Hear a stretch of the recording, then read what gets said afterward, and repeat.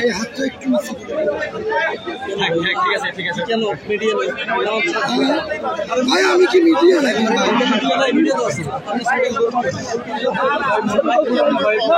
শুধু এখানে সাংবাদিক আছে এখানে কেমন বলে শুরু ওখান থেকে দোয়া করলে আল্লাহ কবুল করবে দিতে হবে না ওদেরকে সব দিতে হবে না মনে রাখবো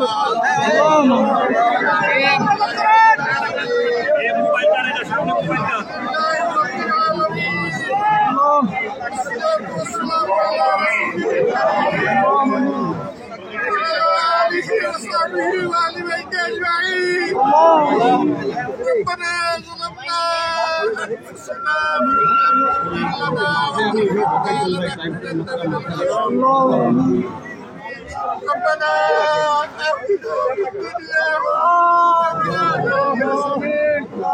وقنا عذاب اللهم انك عفو كريم تحب العفو واعف عني يا رب العالمين يا شاذ العليم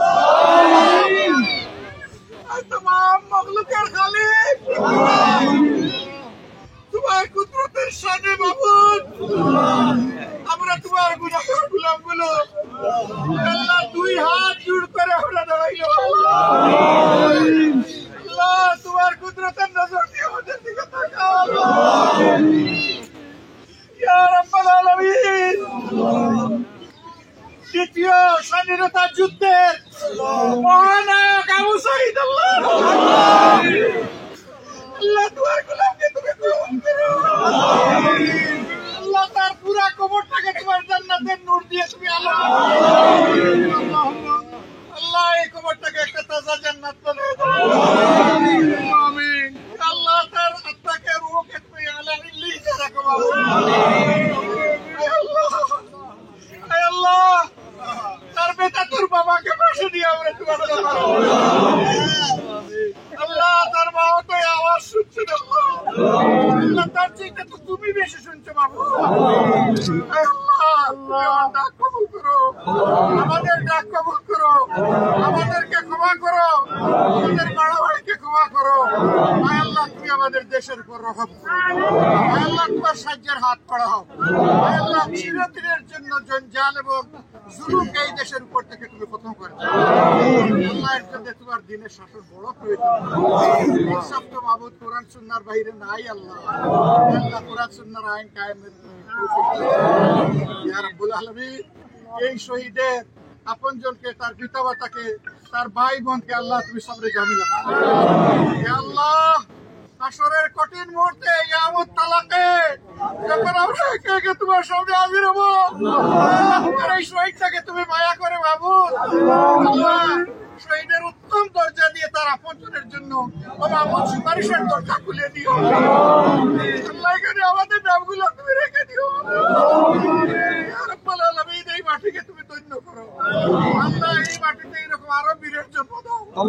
ইয়া রাব্বুল আলামিন এই দেশে আরো বীরের জন্ম দাও আল্লাহ সমস্ত স্বৈরাচারের কালো হাত রুখে দেওয়ার জন্য বেশি বেশি করে বীর তুমি আমাদের আল্লাহ রহমিন এত ত্যাগের ফসল আল্লাহ এত রক্ত এত জীবন আল্লাহ এখন যে পরিবর্তনটা এসেছে